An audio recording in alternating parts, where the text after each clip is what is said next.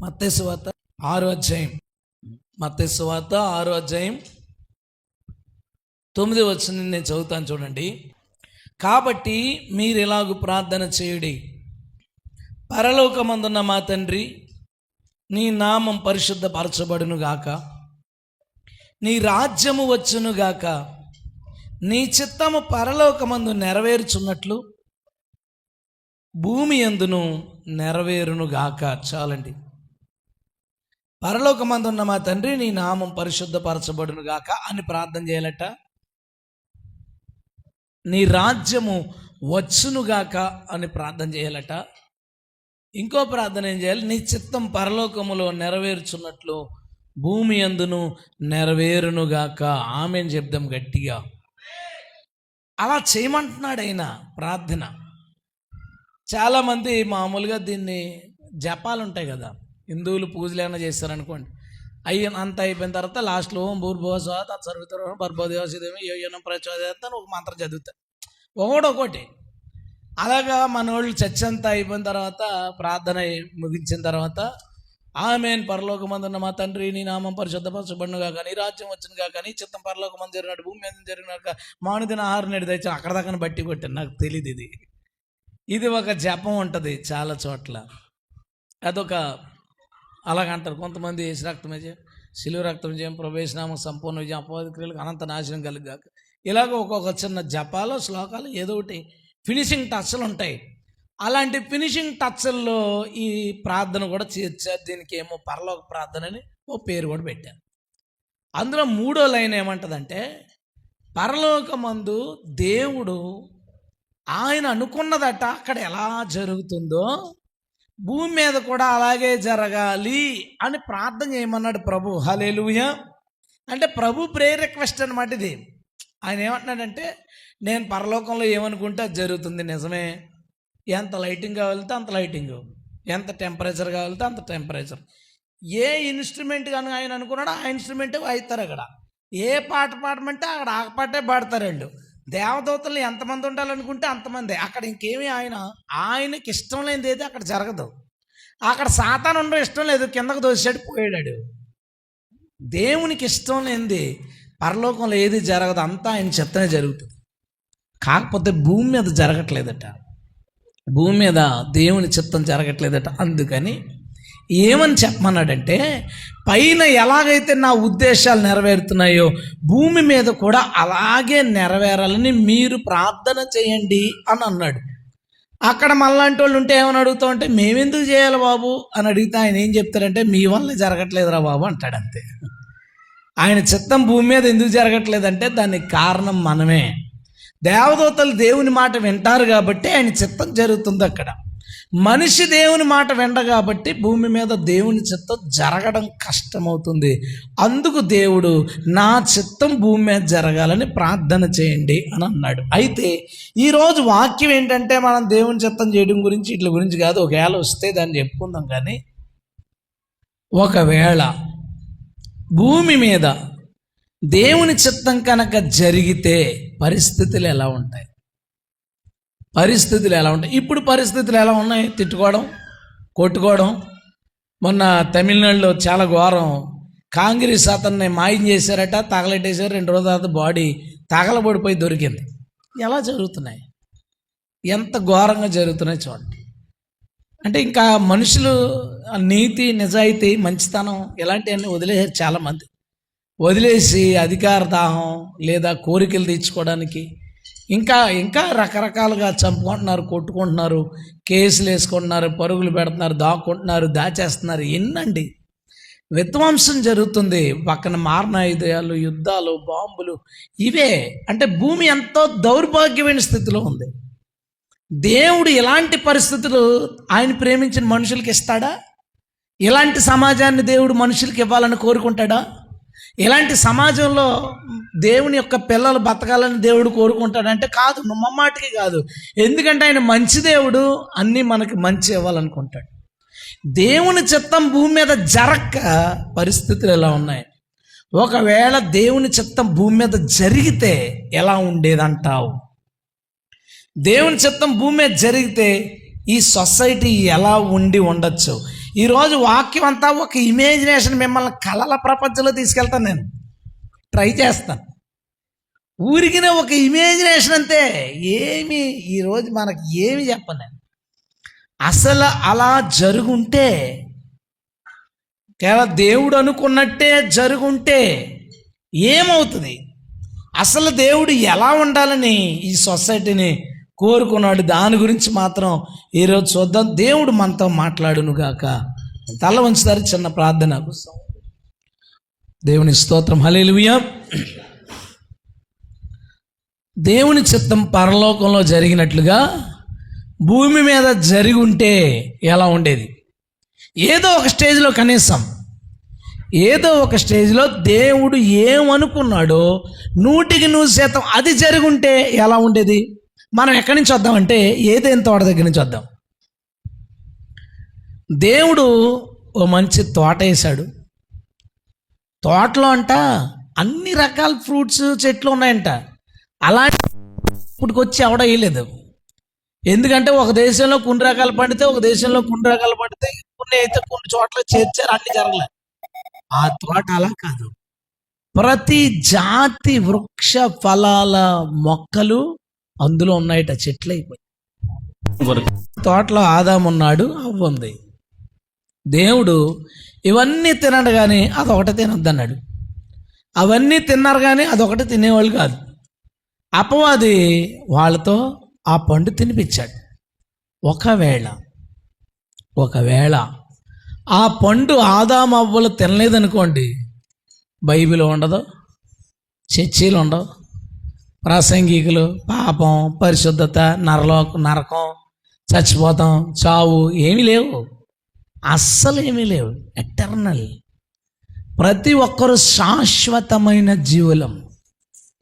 అందరికీ ఎవ్వరికి ఏ చావు లేదు. ఎవడు పని ఆడు అలాగ చేసుకుని సుఖంగా తినడం, తాగడం, పడుకోవడం మన జీవితం. మన జీవితం ఏ గొడవలు లేవండి బాబు.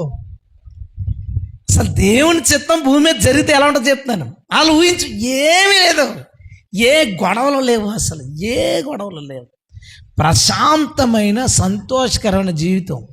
ఇప్పుడు ఓ మంచి యజమాని ఒక 5 మేకలను పెంచుతున్నాడు అనుకోండి. మంచి యజమాని టైంకి గడ్డి తెచ్చేసి వాటి ఆరోగ్యాలు చూసుకుని వాటి సంగతి అంతా చూసుకుని ఒక మంచి యజమాని అంతా చూసుకున్నాడు అనుకోండి. ఇప్పుడు ఆ మేకను ఇంటర్వ్యూ చేయి, అమ్మ నీకేమన్నా ప్రాబ్లమ్స్ ఉన్నాయంటే ఏమున్నాయి దానికి? ఏమన్నా బాధలు ఉన్నాయి? ఏం బాధలు ఉన్నాయి దానికి? ఏమన్నా ఆకలేని ఇబ్బంది ఏం లేదని మా ఓనర్ గారు బాగా చూసుకుంటారు. మరి ఇంట్లో ఫ్యామిలీ ప్రాబ్లమ్స్, తిట్టుకోవడాలు కొట్టుగా అలాంటివి ఏమి ఉండవండి మాకు. Very happy. అంతకంటే సంతోషకరమైన జీవితం మనకు ఉండేది. కానీ ఆదాము అవ్వల విషయంలో దేవుని చిత్తం జరగలేదు. మీరు ఫలించి అభివృద్ధి అంటే భూమిని నిండించండి, ఆన్లైన్ నిండించదేమో ఏమో తెలీదు. కానీ ఆదాము అవ్వల విషయంలో దేవుని చిత్తం జరగలేదు. ఎందుకు ఈ టాపిక్ వచ్చింది కాబట్టి, మొన్న ఒక మీటింగ్కి వెళ్ళానని చెప్పాను కదా, ఛత్తీస్గఢ్ బోర్డర్లో. 2వ రోజు మీటింగ్ అయిపోయిన తర్వాత ఆ మీటింగ్స్ పెట్టిన పాస్టర్ గారి పేరు లోకా గారు. ఆయన్ని తీసుకుని వచ్చాడు నా దగ్గరికి. ఏమండి మా ఓడికి ఏవో కొన్ని ప్రశ్నలు ఉంటాయంట, సో మీరు చెప్పండి. చర్చికి వెళ్తారా అని అడిగాను ముందు. వెళ్ళనన్నాడు ఆయన. అబ్బాయి ఏంటంటే నాకు సమాధానం దొరకలేదని మానేశాను అన్నాడు. ప్రశ్నలకు సమాధానం దొరకకపోతే చర్చి మానేడు ఏంటయ్యా బాబు. సరే ఏంటి నీ ప్రాబ్లం అంటే, ఆయన ఏమన్నాడంటే, దేవుడు ఆ చెట్టు ఎందుకు పెట్టాడు అని అడిగాడు. ఇప్పుడు 1000 చెట్లు ఉన్నాయి అక్కడ, 1000 పళ్ళు తిను, ఒకదాన్ని తినొద్దు అన్నాడు. తిన్నవాడు తప్ప, పెట్టినోడు తప్ప. దేవుడు ఉంటే ఏమన్నా, ఒరే మీరు తిని నన్ను అంటారేంట్రా బాబు, 1000 రకాల చెట్లు అక్కడ పెట్టి తినండ్రా బాబు, ఇది ఒకటే తినొద్దంటే నీకు అది కావాల్సి వచ్చిందా? అదేంటంటే మనిషి ఎంత వంకరగా ప్రవర్తించాడంటే చెప్పుకోవచ్చు మనం. దేవుడు అదెందుకు పెట్టాడు అన్నాడు. వాస్తవం ఏంటంటే, మనిషి నీతిమంతుడో కాదో నిరూపించేది ఆ చెట్టే. తిననంత వరకు మనిషి దేవుడికి లోబడ్డాడు, మనిషి దేవుడి మాట వింటున్నాడు, మనిషి నీతి కలిగి జీవిస్తున్నాడని చెప్పేది ఆ చెట్టు ఒకటే. ఎందుకంటే వీళ్ళిద్దరు ఉన్నారు, వీళ్ళకి మంచి చెట్ల వివేచన తెలీదు. వాళ్ళకి ఏ విధమైన ఆజ్ఞలు లేవు. తిట్టుకోకూడదు, కొట్టుకోకూడదు, కరుచుకోకూడదు, కోపడకూడదు, ఏ ఆజ్ఞలు లేవు వాళ్ళకి. వాళ్ళు హ్యాపీగా పండించుకుని తిని పిల్లలు కానీ భూమిని నిండించడం, ఏ కమెంట్స్ లేవు వాళ్ళకి. మరి వాళ్ళు నీతిమంతులు కదా, ఎవరు తెలుస్తారు? ఆ చెట్టు తెలుస్తుంది. ఆ చెట్టు ఉన్నంతకాలం ఆదామవ్వలు నీతిమంతులు, ఆదామవ్వలు యథార్థవంతులు. వాళ్ళు మీరారు కాబట్టే ఆ తప్పు వచ్చింది. వాళ్ళు తప్పు చేశారు. అప్పటి వరకు వాళ్ళు తప్పు చేయలేదు, తప్పు చేయడానికి అవకాశం లేదు కాదు. వాళ్ళు ఉన్న తోటలోనే చెట్టు ఉన్నా వాళ్ళు తినలేదు. ఆ రోజు వరకు వాళ్ళు నీతిమంతులు. నేను చెప్పాను, మనిషి నీతిని ఏది తెలియజేస్తుందో తెలుసా? దేవుని ఆజ్ఞలు. ఆజ్ఞలకు ఆ వ్యక్తి లోబడుతున్నప్పుడు ఆ వ్యక్తి నీతిమంతుడు అని రుజువు చేస్తుంది. మనిషిని నీతిమంతుని చేయడానికి అవి పెట్టారు. మనిషి పొరపాటు చేశాడు, సర్లేండి అన్నాడు. ఇప్పుడు ఆదాం చేసిన తప్పుకు మనందరం ఎందుకంటే ఇబ్బంది పడాలి అన్నాడు. ఇది కూడా బాగుంది కదా, బాగా అడిగాడు. నేను అన్నాను, ఆదాం చేసిన తప్పుకు నీకు ఇబ్బంది ఏముంది? ఈరోజు నీ పాపాలన్నీ ఒప్పుకుంటే ఆదాం వచ్చి అడగడు, యేసుప్రభు వచ్చి అడిగాడు. స్తోత్రం. తప్పు చేసినాడేమో ఆదాము, కానీ ఆ తప్పుకు రక్తం కాచింది ఎవరో తెలుసా? దేవుడు. దేవుని స్తోత్రం. కాచి నీ పాత పాపాలన్నీ కడిగేశాడు. ఇప్పుడు మళ్ళీ నేను ఏదైనా తోటలో ఉన్నట్టే, నువ్వు ఏదైనా తోటలో ఉన్నట్టు. మందు తాకరా, మంచిలు ఉన్నాయి, మజ్జిగ ఉంది, జ్యూసులు ఉన్నాయి, ఎన్ని ఉన్నాయండి తాగడానికి. మందు తాగొద్దన్నాడు అంతే, ఏమీ తాగొద్దన్నాడా? లేదు. నువ్వు తాగకుండా ఉండు, ఏమైనా తిను, నువ్వు ఏది పడితే అది తిను, కైని తినొద్దన్నాడు, గంజాయి తినొద్దన్నాడు, అంతే కదా. తినగలిగినవి చాలా ఉన్నాయి. నువ్వు ఏదైనా మాట్లాడు, బూతులు మాట్లాడొద్దన్నాడు. మాట్లాడడానికి ఎన్నో ఉన్నాయి, బూతులు ఒకటే మాట్లాడొద్దన్నాడు. నీకు కూడా ఆజ్ఞలు ఉన్నాయి, నువ్వు కూడా ఆదాము అనుకో, ఇది ఏదేం తోట అనుకో, ఫ్రెష్గా బ్రతుకు, నీకేం ఇబ్బంది లేదు. ఆదాము యొక్క ప్రభావం నా మీద నీ మీద లేదు. దేవుని స్తోత్రం. యేసు వచ్చి దాన్ని తొలగించాడు. హల్లెలూయా. ఇంకేమీ దాంట్లో. మళ్ళీ అన్నాడు కదా, అలాంటి చెట్టు ఎందుకు వేసాడండి?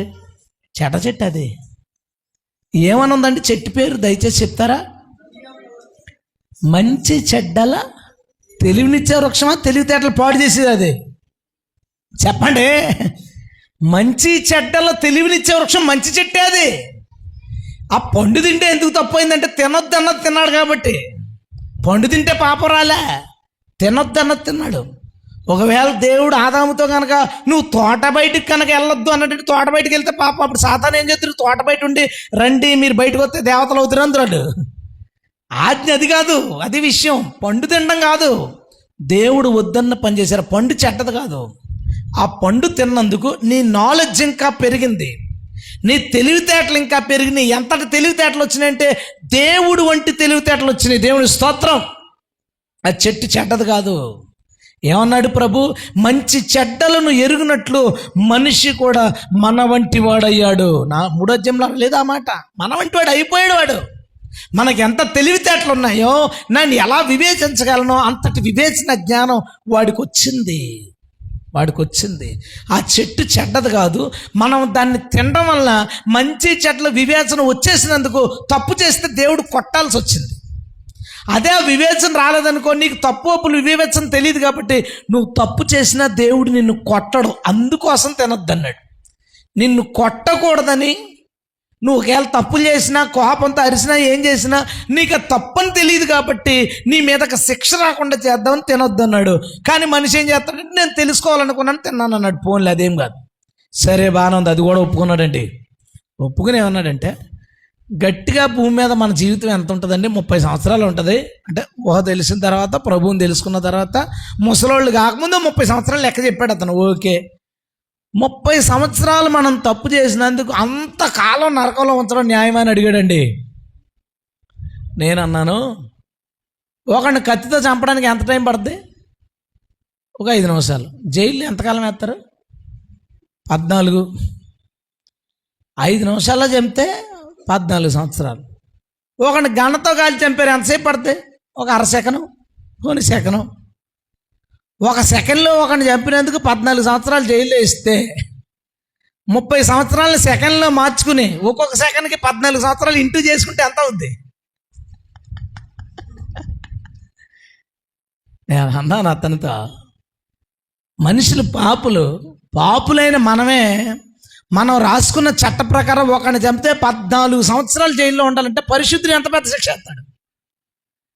అయినా మీరు ఎంత చెప్పినా 30 సంవత్సరాలు తప్పు చేసినందుకు అన్ని సంవత్సరాలు ఇక అంతో లేకుండా నరకంలో పడడం కరెక్ట్గా అదేమో అండి అన్నాడు. నేను అన్నాను, నిజంగా దేవుడు అదే చెప్తే తప్పే, కానీ ఇంకో అవకాశం కూడా ఉంది. 30 సంవత్సరాలు చిన్న జీవితం అన్నావు కదా, ఆ 30 సంవత్సరాలు పరిశుద్ధంగా బతకొచ్చు కదా, సదాకాలం ప్రభుత్వం ఉంటావు, స్తోత్రం. దానివైపు ఎందుకు ఆలోచించవు నువ్వు? 30 సంవత్సరాలు చిన్న జీవితం, పాపాలు చేసుకుంటే ఎందుకు బతకాలి? చిన్న జీవితమే కదా, పరిశుద్ధంగా బతికితే. దానికి ఏమైనా టైం లిమిట్ పెట్టాడా? 30 సంవత్సరాలు పరిశుద్ధంగా ఉన్నా కాబట్టి 60 సంవత్సరాలు ఉండి అన్నాడా పరలోకంలో? 30 సంవత్సరాలే దాన్ని పరిశుద్ధంగా గడిపితే తరతరాలు ఇక అంతం లేకుండా ప్రభుత్వం మనం పరలోకంలో ఉంటాం. దేవుని స్తోత్రం.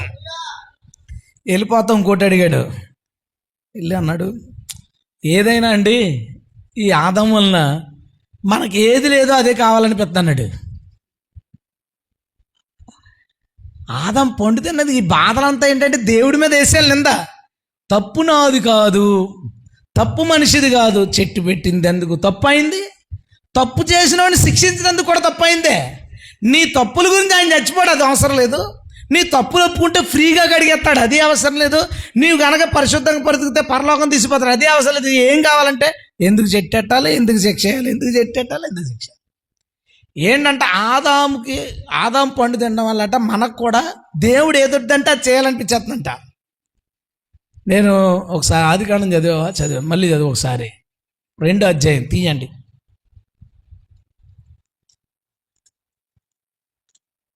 2వ అధ్యాయం 1వ అధ్యాయం ఏంటంటే సృష్టి జరిగిన విధానం, జరిగిన క్రమం కాదు, ఆర్డర్ కాదు.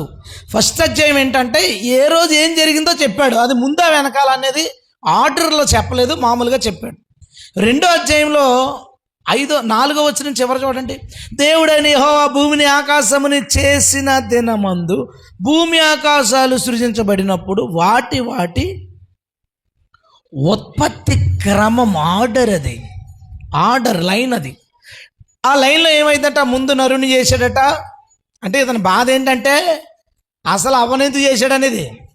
అవ్వను చేశాడు, అవ్వ వల్ల వచ్చింది, ఎన్ని క్వశ్చన్లు. ఎలా చేశాడని చెబుతున్నాను చూడండి.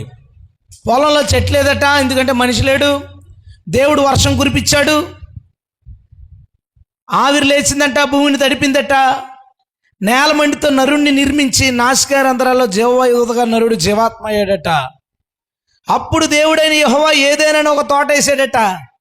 అందులో చూపునకు రమ్యమైనది, ఆహారానికి మంచిదైన ప్రతి వృక్షము, ఆ తోట మధ్యన ప్రతి వృక్షం వేసాడట. ఇది కూడా చూపుకి రమ్యమే, ఆహారానికి ఇది కూడా మంచిదే, ఏదో ఆ చెట్టు ఏదో స్పెషల్ అన్నట్టు. ఆ తోట మధ్యన జీవవృక్షము, మంచి చెట్లు, తెలివినిచ్చు వృక్షం నేల నుంచి మొలిపించాడట. అన్నీ మొలిసేసాయి, తోట అయిపోయింది. ఆ తోట తడపడానికి కూడా మళ్ళీ నీళ్ళు ఎక్కడి నుంచో తెచ్చుకోకుండా పొలంలోకి నది పారుతుందట. అంతా బాగుందట. ఆ తర్వాత అంటున్నాడు 17వ వచనం 16వ వచనం, మరియు దేవుడైన యెహోవా ఈ తోటలోనున్న ప్రతి వృక్ష ఫలములను ఏమనుందండి, నీవనుందా మీరనుందా? నీవు ఎందుకు చెప్పాలి, ఎందుకు నీవనుంది? అవ్వలేదు కాబట్టి, అవ్వలేదు. అప్పుడు నీవు నిరభ్యంతరంగా తినచ్చు అన్నాడు. కానీ ఆ చెట్టు మంచి చెట్లు తెలివించే ఫలం తినొద్దు అన్నాడు. ఓకే.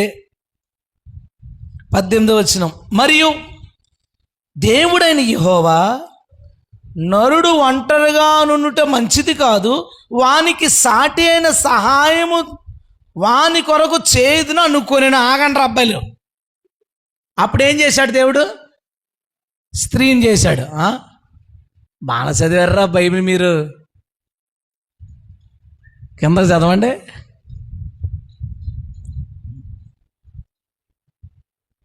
వాని కొరకు సాటైన సహాయం చేద్దామని అనుకుని దేవుడైన యెహోవా ప్రతి భూజంతువును, ప్రతి ఆకాశ పక్షిని నిర్మించి ఆదాము దగ్గరికి తీసుకొచ్చి వాటన్నిటికీ పేర్లు పెట్టించాడట. అవ్వగాదు, స్కిప్ అయిపోయాం మనం, తప్పు చదివేసాం బైబిల్.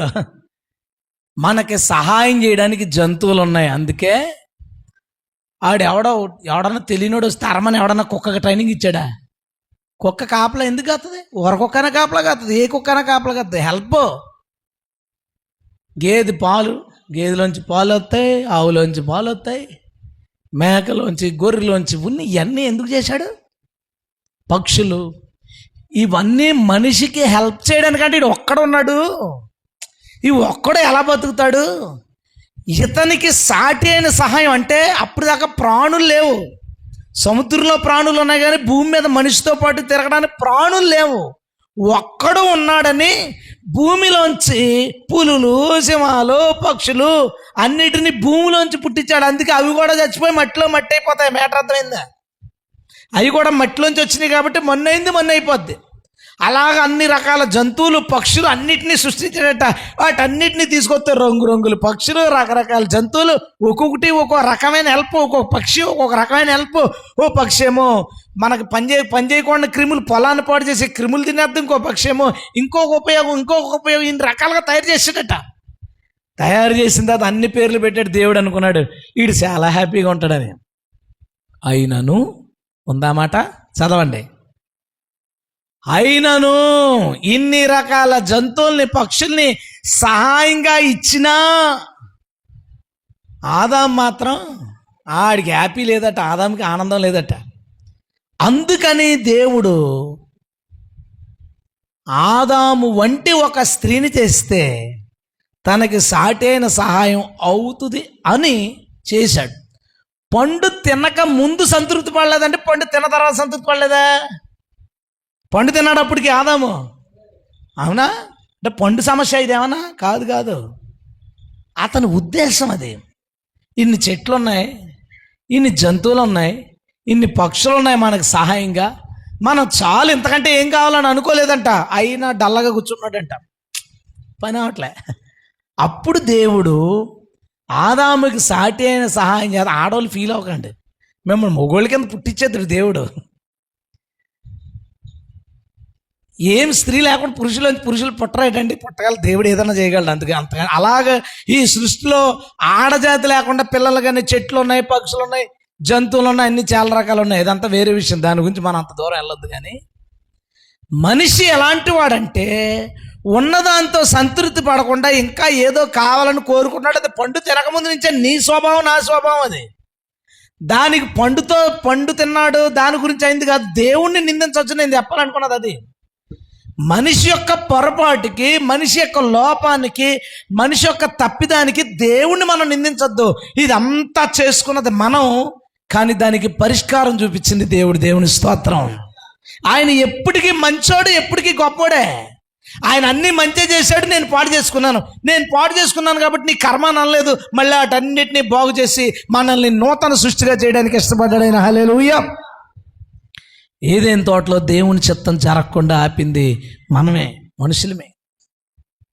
అలా అప్పుడే కనుక దేవుని చిత్తం జరిగి ఉంటే అసలు ఈ సెక్షన్ లేదు, ఈ పరిస్థితే లేదు. హ్యాపీగా మానవ జాతి తప్పు ఒప్పులు విభేదం తెలియకుండా వాళ్ళ జీవితాలు వాళ్ళు గడిపేస్తా ఉండేవాళ్ళం దాటిపోయింది. రెండో దగ్గరికి వస్తాను. జలప్రలయం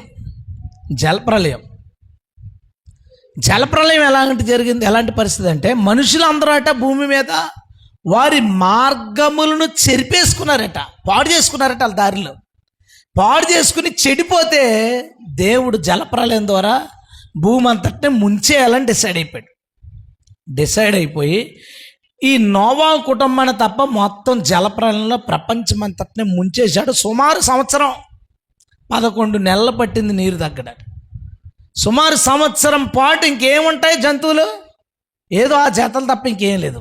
కానీ కనీసం అప్పుడైనా దేవుడు అనుకున్నట్టుగా మనుషులు బ్రతికి ఉంటే, ఇప్పుడు మనం ఏం చేద్దామో తెలుసా? అలా డైనోసార్ వెళ్ళిపోతుంటే అరే డైనోసార్ వెళ్తున్నా చెప్పుకుందాం. నిజంగా నవ్వుతారేంటి? ఆ సినిమాల్లో చూసి అరు బాబోయ్ ఇంత పెద్ద జంతువులు ఉంటాయా, ఇలా ఎగురుతున్నాయి ఏంటని అనుకున్నాం. అవన్నీ జలప్రలయంలో పోయినాయి. మనం ఈ తవ్వకాల ఆధారాలు చూస్తే విచిత్రం. ఏదైనా తోట ఉన్న మెసొపొటేమియా నాగరికత, ఇరాక్ ప్రాంతాలు ఏవైతే ఉన్నాయో అక్కడ తవ్వకాల్లో ఈ భారీ జంతువుల తాలూకు అవశేషాలు బహు అరుదు.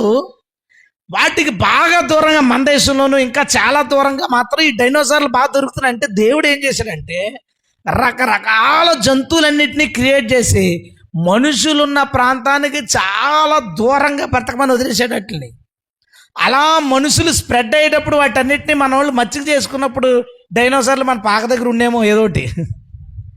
నేను అనుకున్నాను, ఎన్ని మిస్ అయిపోయాం, ఎన్ని రకాల జంతువులు, ఎన్ని రకాల వింత జీవులు చాలా మనం మిస్ అయ్యాం. ఒకవేళ పరలోకం వెళ్ళిన తర్వాత పిచ్చి కోరికలు తీర్చే అవకాశం ఏమైనా మనకుంటే మనం ఏం అడగాలంటే జలప్రలయానికి ముందున్న జంతువులంతా ఒకసారి సినిమా చూపించను అని అడగాలి. ప్రభు చూపించాడంటే 3Dగా 6D అది మొత్తం ఇంకా మామూలుగా ఉండదు. ఇంకా రియల్గా ఓహో ఇన్ని చేశాడా, ఎముకలు దొరికి ఈ ఎముక ఇలా ఉండొచ్చు, ఈ జంతువు ఇలా ఉండొచ్చు. ఎన్ని రోజులు ఆ బాధలు ఎప్పుడు కాబట్టి మన వాళ్ళు ఎవరికైనా వెళ్తే ఈ మాట గుర్తుంటే మాత్రం ఒకసారి చూసేద్దాం. దేవుని స్తోత్రం. జలప్రలయంలో దేవుని సృష్టిని మనం మిస్ అయ్యాం. దేవుని క్రియేషన్, అసలు దేవుని యొక్క టాలెంట్ చాలా విషయాలు. చూడండి, ఇప్పుడు ఒక పర్వతాన్ని చూసినప్పుడు లేదా ఒక అందమైన పక్షిని చూసినప్పుడు ఏదని చూసినప్పుడు ఎలా తయారు చేశాడా దేవుడు అంటే కొంతమంది భలే ఉందని అనుకుంటారు. కొంతమంది ఎలా చూస్తామంటే ఎలా చేశాడరా దేవుడు, ఎలాగ ఆలోచించాడో చూడరా, ఎన్ని రంగులు, ఇంత వింతగా. దేవుణ్ణి మనం స్తుతిస్తాం ఆ క్రియేషన్ చూసినప్పుడు. అలాంటి క్రియేషన్ మనం మిస్ అయ్యాం. అందుకే యోబులో మాట్లాడతా నేను సృష్టించిన జంతువులు ఉన్నాయో ఎలా ఉంటాయో తెలుసా అని చెప్పాల్సి వచ్చింది. వాటి పొలుసు ఎలాగుంటుంది, వాటిలో బల్లెలు ఇస్తే బల్లెలు దిగవట, వాటి ముక్కులోంచి అగ్గి వస్తాట, అది ఊస్తే ఫైర్ వస్తాట అగ్గి. అలాగే తీసాడు సినిమాలోడు, ఇంగ్లీష్ వాడు. ఆడి క్రియేషన్ ఏం కాదు, బైబిల్లో ఉన్నది అది. ముక్కులోంచి అంటే అది ఊస్తే అగ్గి వస్తాను, నోట్లోంచి ఎలా తయారు చేశాడు చూడు. అటు లోపల ఎలాంటి మిషనరీ పెట్టాడో ఊస్తే అగ్గి వచ్చేలాగా. ఇక మన వాళ్ళు మచ్చిక చేసుకుని హోటల్లోనే ఊదిచ్చేస్తారు మనవాళ్ళు. నువ్వు ఒకసారి ఊదమ్మా. మరి మచ్చిక చేసి ఇప్పుడు చేసిన పనులన్నీ అయ్యే కదండి, మచ్చిక చేసి జంతువులను వాడుకున్నాం. అలా చేద్దరేమో. మనం దేవుని చిత్తం జలప్రాయం విషయంలో జరగకపోవడం వల్ల క్రియేషన్ మిస్ అయ్యాం.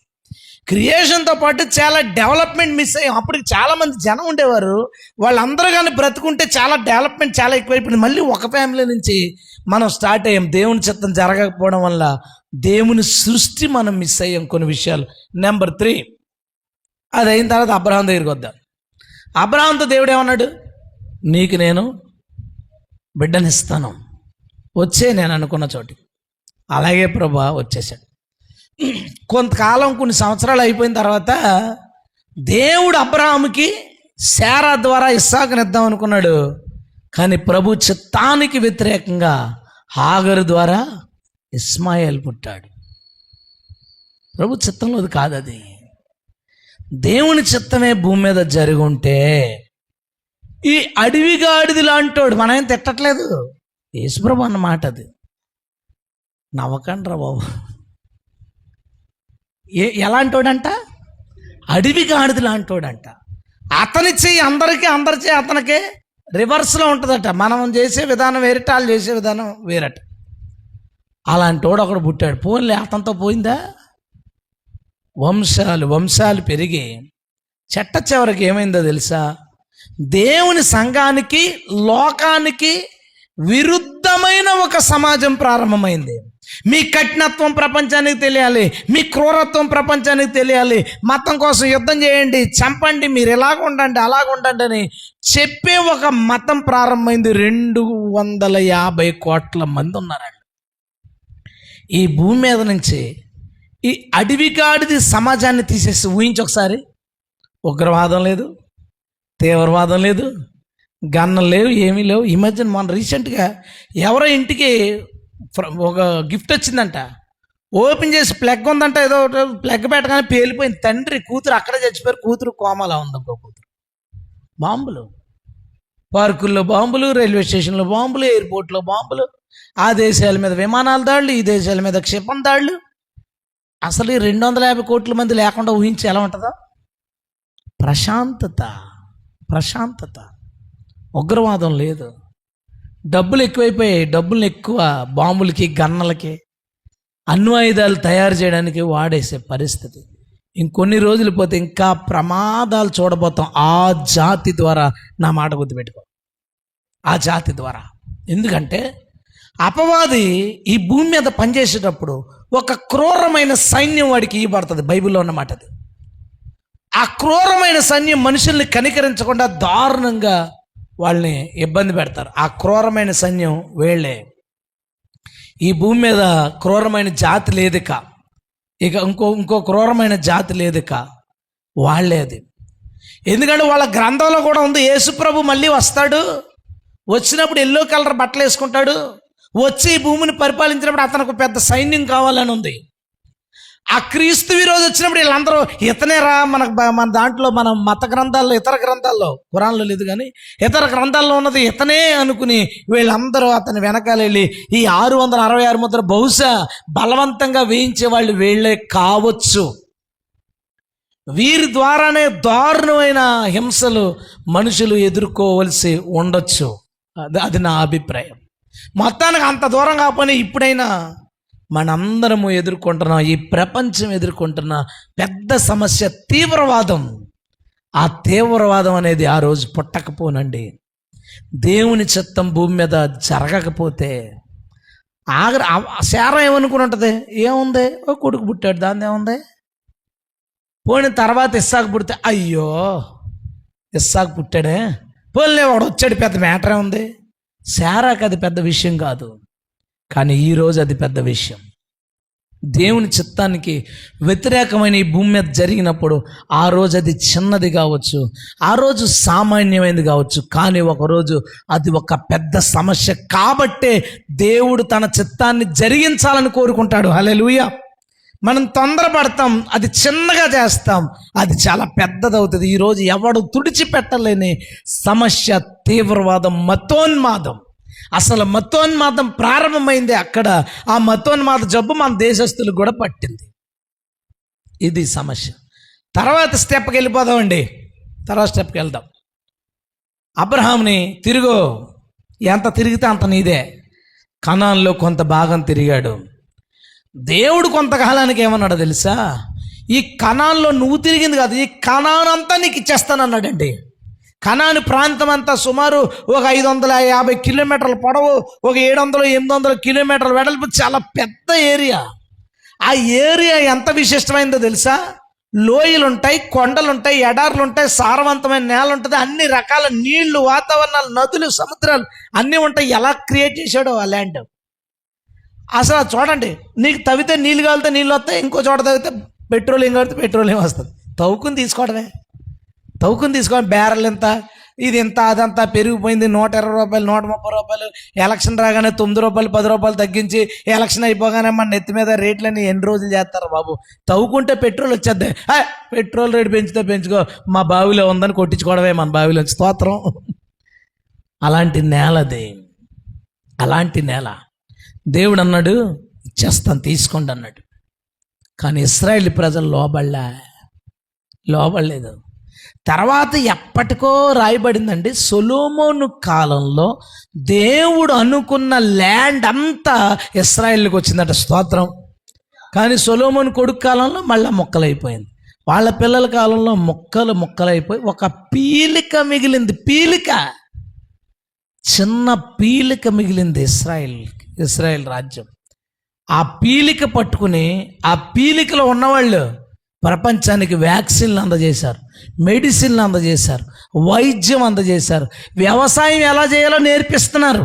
ప్రపంచంలోకి వెళ్ళా వ్యవసాయం విషయంలో, అగ్రికల్చర్ విషయంలో అద్భుతమైన ఎడ్యుకేషన్ ఇచ్చేది ఇజ్రాయిల్. అంటే చూడండి, పీలిక మిగిలి, రాళ్ళు రప్పలు కలిగిన పీలికి మిగిలిన వాళ్ళు ప్రపంచంలో అనేక దేశాలకి వాళ్ళు వెజిటేబుల్స్ సప్లై చేస్తున్నారు, ఆయిల్ సప్లై చేస్తున్నారు, ఆయుధాలు, అసలు మనల్ని మనం కాపాడుకోవడానికి ఎలాంటి ఆయుధాలు ఉండాలో వాటిని సప్లై చేస్తున్నారు. కానీ కనాన్ పోయింది చూసారా, సౌదీ అరేబియా, సిరియా, ఇవన్నీ కనాన్లోవే. Syria, Iran, Iraq, Gaza, Saudi అరేబియాలో ఎంతో ప్రాంతం, అదంతా కనాను. ఆ ప్రాంతం వాళ్ళందరికీ వెళ్ళిపోయింది. వాళ్ళే సప్లై చేస్తున్నారు తీవ్రవాదాన్ని, మానవ బాంబుల్ని, మిషన్ గన్లని, AK-47ని, రిమోట్ కంట్రోల్ బాంబుల్ని, వీటిని సప్లై చేస్తున్నారు. ఇంకా ఎక్కువైపోతే డబ్బులు, వ్యభిచారానికి కేంద్రాలు, అన్ని ప్రాంతాల నుంచి ఆడవాళ్ళని కొనుక్కోవడం, వాళ్ళతో పిల్లలకి అనడం, ఈ ఆడవాళ్ళని బయటికి పంపించాడు. లేదా వ్యభిచార వృత్తిలో దింపేయడం, తాగడం, సెంట్లు కొట్టుకోవడం, మద్యాలు సేవించడం, మాదక ద్రవ్యాలు సేవించడం. ఇది అక్కడ పరిస్థితి. మంచి ప్రాంతం మంచి వాళ్ళ చేతుల్లో లేకపోతే అది ప్రపంచానికి శాపం. నేను ఆ జాతిని ఏమనట్లేదు, కానీ అందులో ఉన్న చాలామంది చేసే పని దేవుని చిత్తం కాని జరిగితే అలాగే ఉంటుంది. బంగారం కార్లు, బంగారం బాత్రూములు, బంగారాలతో అన్నీ. ఇస్రాయేల్కి ఆ బంగారం ఓ 10 ఉపగ్రహాలు తయారు చేసి పంపించేస్తాడు ఆకాశంలోకి. స్తోత్రం. ఇది తెలుసా? బంగారం ఉపగ్రహాల్లో బాగా వాడతారు, పంపించేస్తాడు. ఇశ్రాయేలు దేవునికి లోబడకపోవడం వలన, దేవుని చిత్తం వారి జీవితాల్లో జరగకపోవడం వలన ఆశీర్వాదకరమైన భూమి శపితమైన పరిస్థితిలోకి పోయింది. ఈరోజు ఆ ప్లేస్లోనే బాంబులు పేలుతున్నాయి. ఈరోజు ప్రెజెంట్ మనం ఇక్కడ ఉన్నాం, అక్కడ బాంబులు పేలుతున్నాయి. ఆ ప్లేస్ అంతా అట్టుడికిపోయి పగిలిపోయి పేలుతుంటే కింద ఇంకా బాంబులు దొరుకుతున్నాయి, ఇంకా గన్నాలు దొరుకుతున్నాయి. దేవుడు ఆశీర్వదించి వాగ్దానం చేసిన భూమి ఈరోజు గన్నలతో, బాంబులతో, తుపాకులతో, పడిపోయిన శిథిలాలతో శవాల దెబ్బగా ఉంది. కారణం దేవుని చిత్తం జరగలేదు అక్కడ. నేను చెప్పేది అర్థం చేసుకో. దేవుని చిత్తం జరగకపోతే ఎలాంటి పరిస్థితులు భూమి మీదకి వస్తాయి, ఎలాంటి ఘోరాలు భూమి మీదకి వస్తాయి. ఇంకో కొంచెం ముందుకు వెళ్ళిపోదామండి. యేసుప్రభు ఈ లోకానికి వచ్చాడు. యేసుప్రభు ఈ లోకానికి వచ్చినప్పుడు అక్కడ దేవుని ఉద్దేశం ఏంటి? ఇశ్రాయేలు ప్రజలందరికీ రక్షణ, అందరికీ మారు మనసు ప్రకటించి వారందరినీ రక్షించి వాళ్ళ ద్వారా ప్రపంచానికి సువార్త ప్రకటించడం దేవుని యొక్క ఉద్దేశం. హల్లెలూయా. వచ్చాడండి సువార్త ప్రకటిస్తుంటే ఎవడో గుర్తించడో, ఎవడో గ్రహించడో. ఒక 12 మంది దేవుని చిత్తాన్ని గ్రహించి ప్రభు కోసం, ప్రభువా మేము నిన్ను ప్రకటిస్తామని మొదలు పెడితేనే ప్రపంచంలో ఇన్ని ప్రాంతాలకు సువార్త వస్తే, యేసు ప్రభు ఈ లోకానికి వచ్చినప్పుడు సుమారు వాళ్ళ జనాభా 60 నుంచి 70 లక్షలు. ఇశ్రాయేల్ జనాభా 60 నుంచి 70 లక్షలు. ఆ 60 నుంచి 70 లక్షల మంది ప్రజల్లో కనీసం ఒక 20 లక్షల ప్రభువుని అంగీకరించకపోయినా ఒక 40 లక్షల మంది కనుక ప్రభువుని అంగీకరించి ఉంటే, మెస్సీని అంగీకరించి ఉంటే, 12 మంది అంగీకరించి వాళ్ళు చేసిన సువార్తలు 3,000 4,000 మంది అంతా కలిపి ఒక 50,000 మంది 30,000 మంది అంగీకరిస్తేనే ప్రపంచంలో ఇంత సువార్త జరిగితే, ఒక 40 లక్షల మంది ప్రభువుని అంగీకరించి పరిశుద్ధాత్మను పొందుకుని ప్రపంచమంతా సువార్తకు వెళ్ళుంటే ఏం జరుగుండేది? మన దేశంలో ఇలాంటి మూలకు వచ్చి వెంకన్న బాబు తెలుసు అంటే, వెంకన్న బాబు వాళ్ళు ఎవరండి అందరూ తెలియపోను. ఇప్పుడు వెంకన్నవాడు అక్కడ తిరుపతిలో ఉంటాడు కదా, అవి ఏమీ లేకపోను. మన దేశంలో ఇవేమి లేకపోను. ఈరోజు పొద్దున్న ఒక వీడియో చూశాను, మన తెలంగాణలో అనుకుంటుంది. 2 సువార్త ప్రకటించడానికి వెళ్తే ఓ 15 మంది రౌండ్ వేసి చేతగాని దద్దమ్మలాగా 15 మంది ఏం కొట్టారండి వాళ్ళని. ఎగిరెగిరి దవళ మీద కొట్టి కడుపులో తన్ని కొడుతుంటే నిలబడి తన్నులు తింటున్నారు. అరే కొట్టినోడు సృష్టికర్త, ఆ కొట్టినోడు సృష్టికర్తను ప్రకటించడానికి వచ్చిన వాళ్ళని కొడుతున్నారంటే ఎంత గడ్డి తినే స్థితికి మన దేశం వెళ్ళింది. మన దేశంలో మతోన్మాదం ఎంత స్థితికి దిగజారింది. దీని అంతటికి కారణం ఏంటో చెప్పనా? ఆ రోజు ఆ 40 లక్షల మంది ప్రజలు దేవుని చిత్తాన్ని తెలుసుకోక, ఈరోజు కూడా మన దేశం ఎలా ఉండడానికి కారణం ఏంటో తెలుసా? నీలాంటోళ్ళు నాలాంటోళ్ళు దేవుని చిత్తాన్ని నేటికి కూడా తెలుసుకోకుండా ఇంకా స్థలాలు, పొలాలు, ఉద్యోగాలు, వ్యాపారాలు, భార్య, బిడ్డలు, సంతోషం, సంపదలు, ఆస్తిపాస్తులు కూడగొట్టుకోవడం పనిలో కూర్చుని దేవుని సంఘం కోసం ఏం చేయాలి, సువార్త కోసం ఏం చేయాలి, నా పిల్లల్ని దేవుని పనిలో ఎలా వాడుకోవాలి, నేను దేవుని పనికి ఏం చేయాలని నేను కూడా దేవుని చిత్తం పట్టుకోలేదు. అందుకే మన దేశంలో మతోన్మాదులు గడ్డి తింటున్నారు. అందుకే మనం ఆ కాలంలో 40 లక్షల మంది ఎంతటి చెడ్డ తప్పు పని చేశారో ఈ కాలంలో మనందరం కూడా అదే తప్పు చేస్తున్నాం. దేవుని చిత్తం ఏది? దేవుని ఉద్దేశం ఏంటి? ఈ లోకానికి రక్షణ మన ద్వారానే వస్తుంది. మనమే ఈ లోకాన్ని రక్షించగలం. స్తోత్రం చెప్తాం గట్టిగా. మనం ఇక్కడి నుంచి ఇంటికి వెళ్ళగానే మేకలోడు మేకల వెనకాల, గేదెలోడు గేదెల వెనకాల, పొలమోడు పొలం వెనకాల, ఎలక్ట్రికల్ వెనకాల ఉద్యోగస్తుడు వెనకాల ఉద్యోగం వెనకాల పోయి మళ్ళీ ఆదివారం నాడు కనపడతాం. అరే, నాకున్న రోజుల్లో ఒక్క పూట, ఒక్క గంట నాకున్న ఫోన్, నాకున్న నెట్ని నేను వాడతాను ప్రభు గురించి ప్రకటించడానికి. నా దేశానికి నేను సువార్త అందజేస్తాను, మా ఊరికి నేను సువార్త అందజేస్తాను. కనబడినాడు గారే, యేసు ప్రభు నమ్ముకోరా, నువ్వు ఇలా పడిపోకు, దేవుడు నిన్ను మారుస్తాడని 4 మాటలు చెప్దామని నువ్వు ఎందుకు అనుకోలేదు? ఆ రోజు 40 లక్షల మంది ఎంతో, నువ్వు నేను అంతే. వాళ్ళ విషయంలో దేవుని చిత్తం జరక్క ప్రపంచం గుడ్డితనంలో ఉంది, మతోన్మాదం. తర్వాత ఈ దేవుడే లేడనే ఒక తీవ్రవాదం. దేవుడు అసలు అవసరం లేదు, ఎత్తిస్టులు, రకరకాల మనుషులు ఈ లోకంలో తయారవడానికి కారణం ఏంటి? ఆ రోజు ప్రభు వచ్చినప్పుడు ఇశ్రాయేలు ప్రజలు దేవుణ్ణి నమ్ముకోలేదండి. అందులో కొంతమంది నమ్ముకుంటే కొంతమంది ద్వారా ఇంత ఆశీర్వాదం ఆ ప్రపంచానికి. అందుకే పౌలు ఇలా రాస్తాడు, ఏమైనా తెలుసా? వారు పడిపోవుటే లోకానికి ఆశీర్వాదం అయితే వారు నిలుచుండుటే ఎంతటి ఆశీర్వాదం. హల్లెలూయా. వాళ్ళు పడిపోయి తక్కువ మంది నమ్ముకుంటేనే ఇన్ని కోట్ల మందికి సువార్త వెళితే వాళ్ళందరూ ప్రభువుని అంగీకరించుకుంటే, నేను ఈరోజు అడుగుతున్నాను, నువ్వేం చేస్తున్నావు? నువ్వేం చేయలేదనుకో, ఇంకో 50 సంవత్సరాలు పరుపు రాకపోతే 50 సంవత్సరాల తర్వాత నాలాంటి ప్రసంగికుడు ఏమంటాడో తెలుసా? 50 ఏళ్ళ క్రితం ఈ గ్రామంలో దేవుణ్ణి నమ్ముకున్న వాళ్ళు దద్దమ్మల్లాగా ఇంట్లో కూర్చున్నారు. 50 ఏళ్ళ క్రితం నా దేశంలో ప్రభుని నమ్ముకున్న వాళ్ళు సువార్త చేయకుండా, డబ్బులు దేవుడు ఖర్చు పెట్టకుండా, వాళ్ళ సమయాన్ని దేవుడు ఖర్చు పెట్టకుండా, ప్రయాసపడకుండా వాళ్ళు బ్రతికారు. అందుకే ఈరోజు నా ప్రాంతంలో ప్రభుని నమ్ముకున్నవాడు ఒకడు కూడా లేడని చేస్తాడు ప్రసంగం ఒకడు.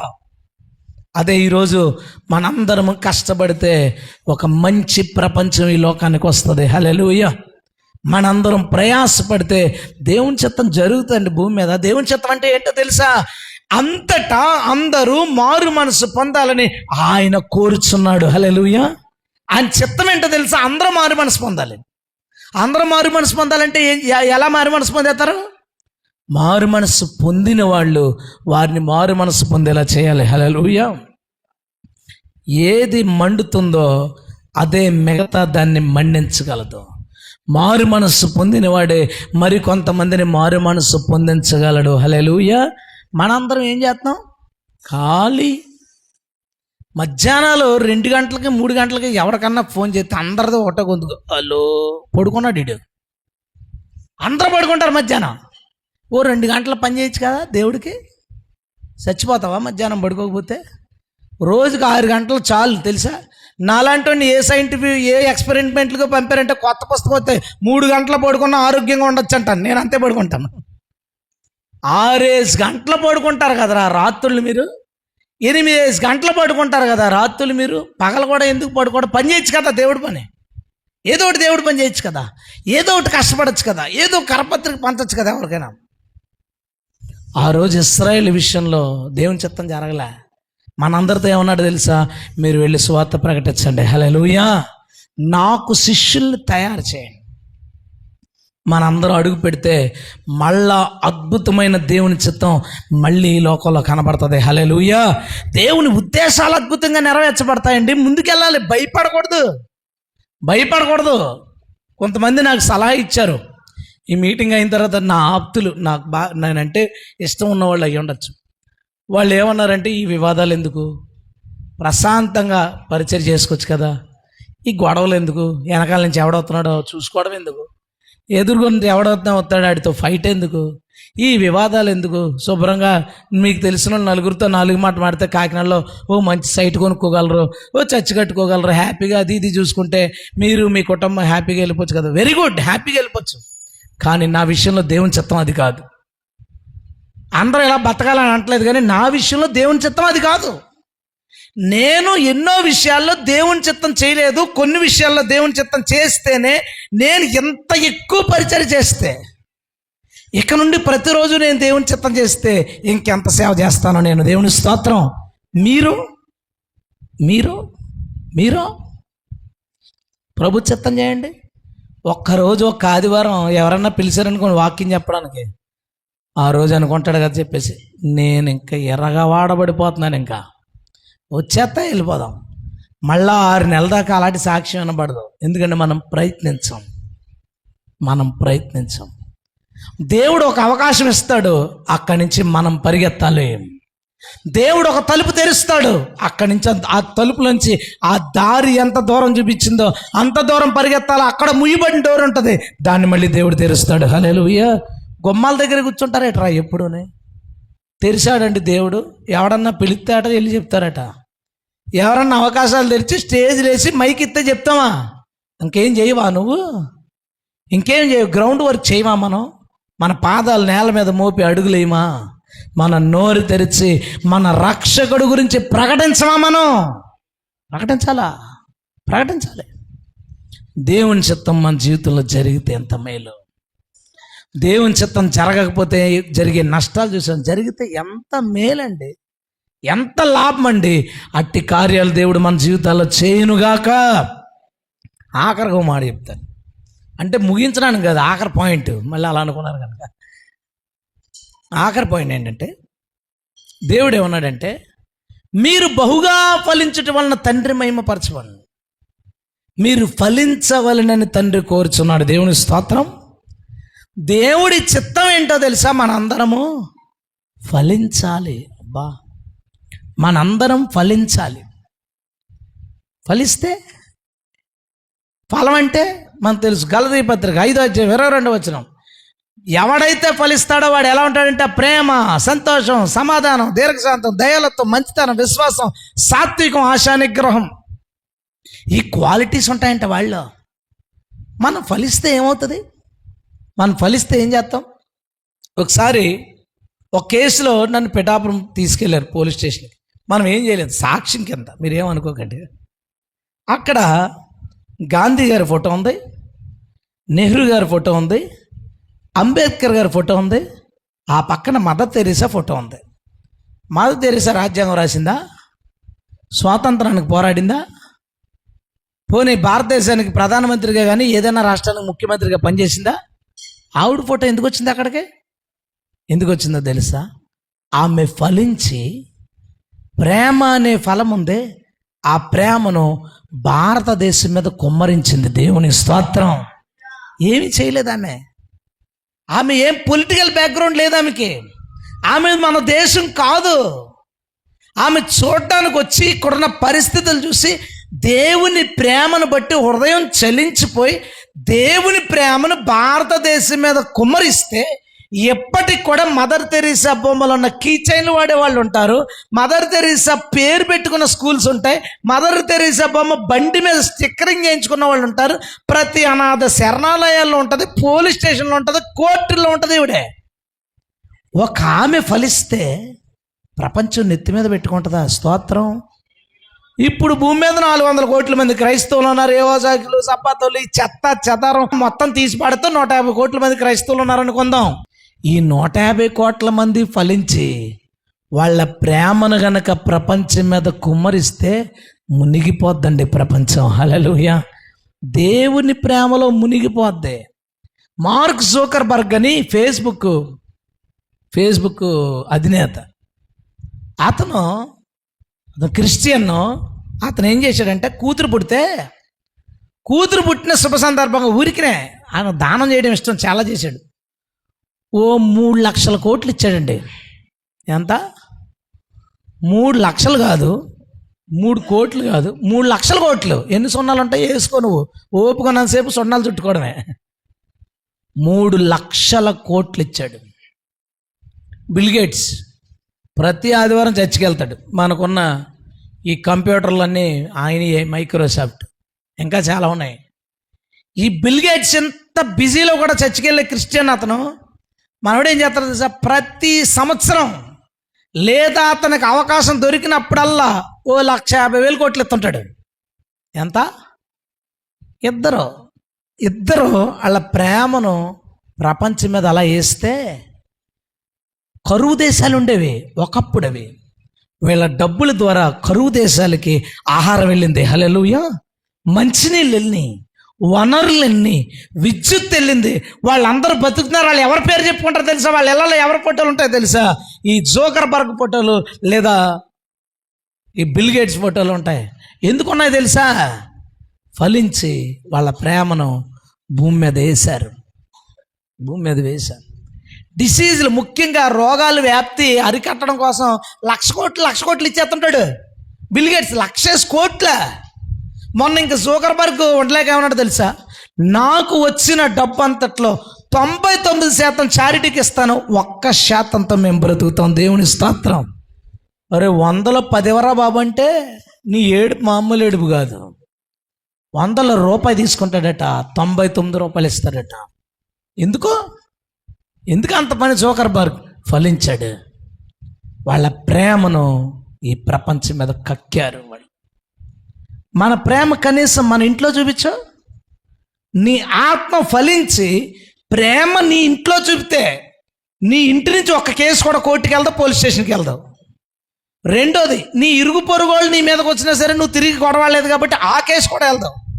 అలాగే మన అందరము దేవుని నమ్ముకున్న 150 కోట్ల మంది కూడా తమ ప్రేమను తమ ఇళ్లలో చూపిస్తే పోలీస్ స్టేషన్లు ఎత్తేసి మండలానికో జిల్లాకో పోలీస్ స్టేషన్, రాష్ట్రానికో కోర్టు పెట్టుకుని అక్కడ కూడా ఏగల మంది పెట్టుకుని తోలుకుంటారు వాటిని.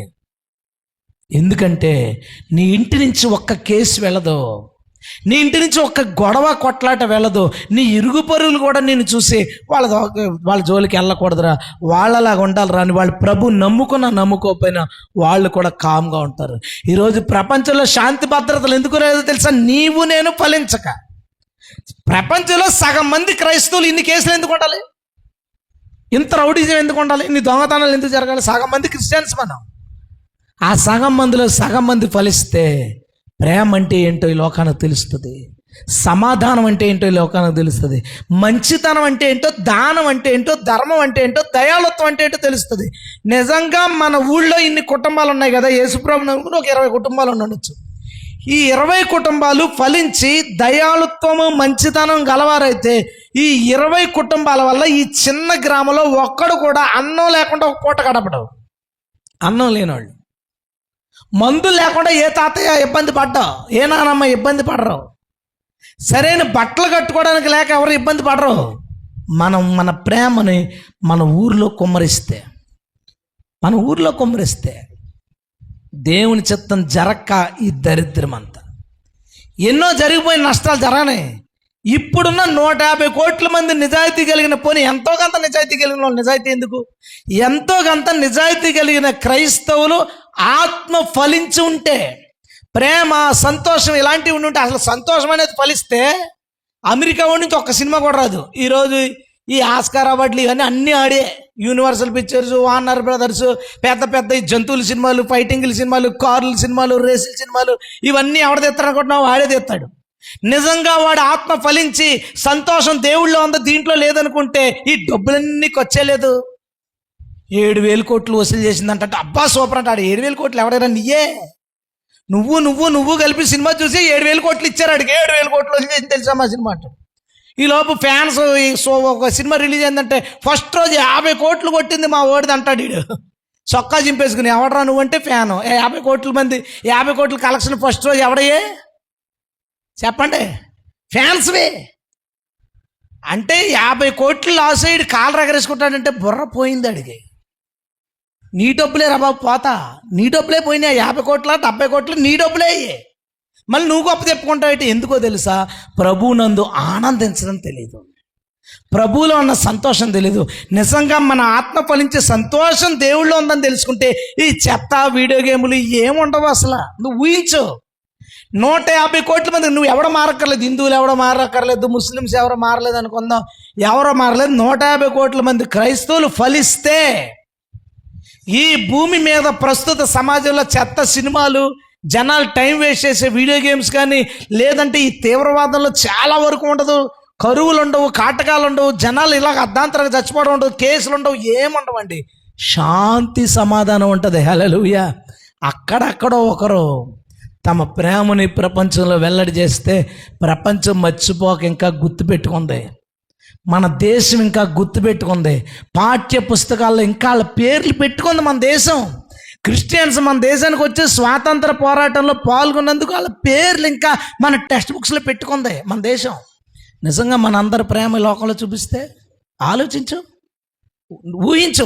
ఈరోజు అంతా ఊహే కదా, నిజాలు కాదు కదా, ఏమి ఊహలే అన్ని, ఇది కూడా ఊహే. నేను కాకినాడ వెళ్తున్నప్పుడు నవ్వుకుంటూ వెళ్తున్నాను. నేను అందరూ ఫలిస్తే ఎలా ఉంటుంది, క్రైస్తవులు అందరూ క్రైస్తవులాగా ఉంటే అసలు ఎలా ఉంటుంది, ఎక్కడ పాస్టర్లే తన్నుకుని చేస్తంటే, పాస్టర్లకే దిక్కు లేకపోతే విశ్వాసులకు నీ చర్చ వేరు నా చర్చ వేరు నువ్వు వేరు నేను దిక్కుమాలి బతుకుతున్నాం రా బాబు. మనం ఎప్పుడైతే దేవుని ఉద్దేశంలోకి వస్తామో మన ఆత్మ ఫలిస్తుంది. చూసారా, ఫలించినప్పుడు నీ ఇల్లు, నీ వీధి, నీ గ్రామము, వాళ్ళందరూ దేవుని ప్రేమను చూసి నేర్చుకుంటారు. హల్లెలూయా. నీ పేరు చెప్పుకుంటారు. పలానా ఆవిడ, ఆ పలానా ఆవిడ ఎందుకు ఇచ్చిందంటే యేసు ప్రభుని నమ్ముకున్నందుకు. దేవునికి స్తోత్రం. హల్లెలూయా. ఫలించుదుముగాక. మారదాం ఈరోజు. దేవుడు భక్తులను ఒక్కొక్కరిని పిలిచినప్పుడు ఓ మాట నాకు ఎంత ఇష్టమో, సమూయేలు అని పిలిస్తే నేనున్నాను. ఎంత బాగుంటుంది ఆ మాట. మనందరం ఎప్పుడు కష్టం వస్తే ప్రభా నేనున్నాను నువ్వు అంటే చాలు నాన్న. ఎప్పుడు దేవుడు నేనున్నానంటే ఇలా చెప్పాలి, అదే మనకి ఇష్టం. కానీ దేవుడు ఎదురు చూస్తున్నాడు, భక్తుడు నేనున్నాను అని అనాలని. యెషయాతో నా నిమిత్తం ఎవరు పోతారంటే యెషయా అంటాడు సార్, నేనున్నాను. హల్లెలూయా. నేనున్నాను. దేవుని చిత్తం చేయడానికి నేనున్నాను అని నువ్వు ఒక సామాన్యమైన స్త్రీ కావచ్చు, పురుషుడు కావచ్చు, ఏమైనా కావచ్చు. నీ ఎంట దేవుని చిత్తం చేయి, నీ వ్యాపారంలో దేవుని చిత్తం చేయి, నీ ఉద్యోగంలో దేవుని చిత్తం చేయి, నీ పనిలో దేవుని చిత్తం చేయి. ఎన్ని కార్యాలు చేయొచ్చండి. ఒక్కొక్కరు ఖాళీగా ఉన్నాను, ఏమన్నా పని దొరుకుతుందా, ఖాళీగా అవడం ఉండమన్నాడు రా. దేవుని పని చేయి, దేవుని పని చేయి. ఖాళీగా అవడం ఉండమన్నాడు.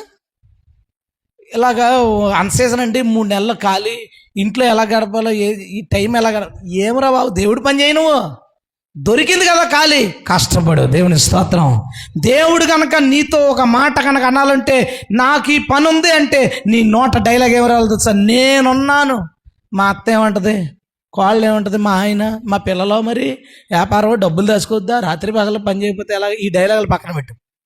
Yes, I am here. నేనున్నాను, నన్ను వాడుకో. నేనున్నాను, నన్ను వాడుకో. ఈ మాట మనం చెప్పుదుముగాక. హల్లెలూయా. ఆత్మఫలం మన లక్ష్యం. ఆత్మఫలాన్ని ఈ లోకంలో నువ్వు గనక చూపిస్తే ఆ ఫలం ఈ ప్రపంచాన్ని ముంచేస్తుంది. హల్లెలూయా. ముంచేస్తుంది. ఈ ప్రపంచాన్ని ఔరాన్ని ఆశ్చర్యపోయేలా చేస్తుంది. దేవుని ప్రజలు ఎలా ఉంటారా, దేవుని మనుషులు ఎలా ఉంటారని ప్రపంచం క్రైస్తవ్యం కోసం పిచ్చెక్కిపోతుంది. దేవుని స్తోత్రం. కానీ మనల్ని చూస్తే ఈరోజు చీ అనిపించేలా, పిచ్చి కాదు చీ అనిపించేలా. ఏం రా వీళ్ళో, ఏమి వీళ్ళ బుద్ధులు ఏంటి వీళ్ళో. చూడండి పాస్టర్లు ఎలా దాచేస్తున్నారో, పాస్టర్లకు ఎన్ని ఆస్తులు ఉన్నాయో.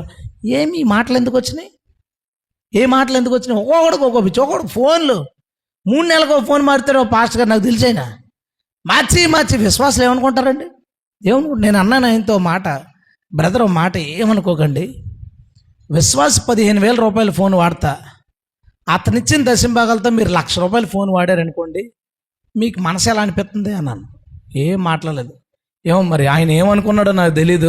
1,00,000 ఫోన్ అమ్మేసి 1,50,000 ఫోన్ కొనుక్కుంటాడో మనకు తెలీదు. జనాలు ఎలా ఉన్నారు, అలా ఉన్నారు. అలాంటి టాక్ తెచ్చుకున్నాం మనం. కష్టపడదాం ఈసారి. ఆత్మఫలాన్ని ఈ లోకంలో మనం చూపిద్దాం. హల్లెలూయా. దేవుని చిత్తం నువ్వు ఫలించుట. ఆ రోజు నిజంగా ఏమైనా దొరుకునేమో అని అంజూరపు చెట్టు దగ్గరికి వెళ్ళినప్పుడు పండు దొరుకుంటే ఏమై ఉండేది. దేవుని చిత్తం మన అందరిలో ఆయన ఫలం రావాలని దేవుడు కోరుకున్నప్పుడు నిజంగా ఫలం దొరుకుంటే, ఒక మదర్ తెరీసా లేదా ఒక అద్భుతమైన భక్తులు, దాన ధర్మాలు చేయవారు, దేవుని కోసం వాళ్ళ జీవితాన్ని సమర్పించుకునేవాళ్ళు, అలాంటి వాళ్ళు నేడు కూడా మన చర్చిలో దొరికితే దేవుడు తన సత్తా ఏంటో చూపిస్తాడు. దేవుని స్తోత్రం. ఆయుధం దొరకలేదు, దేవుడు ఆయుధంతోనే ఫైట్ చేయాలి. ఎందుకంటే డైరెక్ట్గా చేసి వెళ్ళిపోయాడు. ఇప్పుడు అంతా ఫైట్కి ఆయుధం కావాలి. సరైన ఆయుధం దొరికితే ఆయనకున్న చాకచక్యానికి, ఆయనకున్న బలానికి, ఆయనకున్న టాలెంట్కి ప్రపంచం ఆశ్చర్యపోయే కార్యాలు చేస్తాడు. హల్లెలూయా. మనమందరం ఈరోజు ఆయనతో ఈ మాట చెప్పుదుముగాక. నేను ఉన్నాను. హల్లెలూయా. నేను ఉన్నాను ఫలించడానికి, నేను ఉన్నాను నీ చిత్తం చేయడానికి, నీ ఉద్దేశాలు నెరవేర్చడానికి. అది ఏదైనా దానివల్ల నాకు ఎంత నష్టం వస్తుందన్నా, ఎంతమంది నన్ను నిందిస్తారన్నా, ఎంతమంది నన్ను అర్థం చేసుకోరన్నా సరే పర్వాలేదు ప్రభా, నేను తీసుకున్నాను అలాగా. నేను తీసుకున్నాను అలాగా. ఈ విషయం నేను చేస్తాను, నువ్వు చెప్పావు కాబట్టి నన్ను ఎంతమంది అర్థం చేసుకోకపోయినా నేను ఇది చేస్తాను. ఎంత నష్టం వచ్చినా నేను ఇది చేస్తాను, నువ్వు నాకు చెప్పావు కాబట్టి నేను తీసుకున్నాను. అది మనందరము తీసుకుందాముగాక. హల్లెలూయా. ఏమి జరిగినా దేవుని చిత్తాన్ని తీసుకోవాలి, ఆ చిత్తాన్ని మనం చేయాలి. అప్పుడే దేవుడు అనుకున్న ఆలోచనలు చాలా లాంగ్ రన్లో అవన్నీ నెరవేరుతాయి. హల్లెలూయా. అట్టి కార్యములు దేవుడు మన ద్వారా చేయునుగాక.